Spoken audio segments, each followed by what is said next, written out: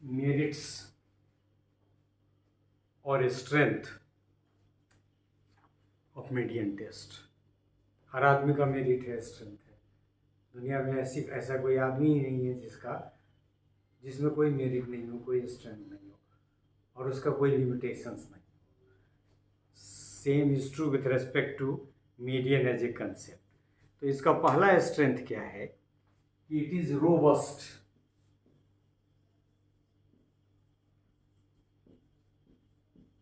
Robustness with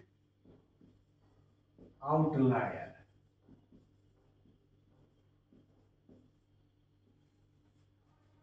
मतलब समझ गया कि मतलब जब एक तो स्क्यूड के सेंस में भी कर सकते हैं कि एक्सट्रीम स्कोर्स बहुत हो, एक तरफ डाटा का झुका हुआ हो। As the test uses only positional data above below the median, extreme outliers have minimal impact on the results। क्योंकि इसका कैलकुलेशन का तरीका ऐसा है कि ये इफेक्ट नहीं करता है। एज द टेस्ट यूजेस, मतलब मीडियन टेस्ट यूज करता है पोजिशनल डाटा, मतलब किसका क्या पोजीशन है, तो एवव और बिलो, कुछ डाटा एवव है कुछ बिलो है मीडियन के। तो एक्सट्रीम आउटलायर जो है, मतलब आउटलायर जो स्कोर है, जो एक तरफ किसी एक एंड पे है, उससे इम्पैक्ट कम पड़ता है। इसका नेचर है नॉन पैरामीट्रिक। तो अब ये तो मेरिट एक माना ही जाएगा, क्योंकि पैरामीट्रिक कंसीडरेशन को नहीं फॉलो करना है इसमें, तो सोफिस्टिकेशन कंपैरेटिवली कम है, इस तरह से हम लोग समझ सकते हैं। So as it is non parametric test, it does not require data to be normally distributed और two assumptions of equal variances. It is highly useful and suitable for non-normal skewed data। ठीक है। फिर ordinal data के लिए भी non parametric के साथ ordinal देख लिए। ऑर्डिनल मतलब rank. Suitability for ordinal data, it is suitable for the data that can be ordered और रैंक। मतलब जब आप मेरा वो स्केल ऑफ मेजरमेंट वाला लेक्चर देखेंगे तो हमने उसमें बताया है कि नॉमिनल मतलब टाइप्स, टाइप के आधार पे वो स्केलिंग है उसका, और ऑर्डिनल में रैंक के आधार पर स्केलिंग है। तो बहुत कीवर्ड्स उसको ढंग से हमने फिल्माया है, यद्यपि हमको जहाँ तक याद है वो क्लास में ही।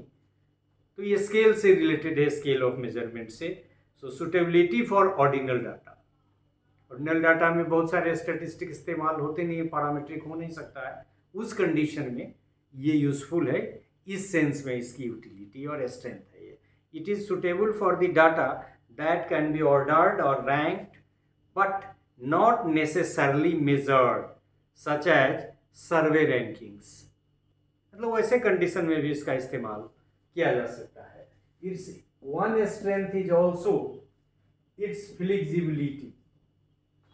फ्लेक्सिबिलिटी भी इसका एक स्ट्रेंथ है, और फ्लेक्सिबिलिटी की तरफ जो इशारा करता है वो ये है कि it is useful in comparing two or more groups and can be adapted to compare other percentiles like quartiles.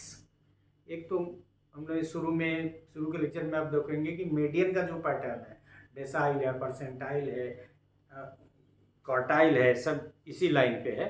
तो कह रहा है it is useful in comparing two or more groups and can be adapted to compare other percentiles like quartiles and like that.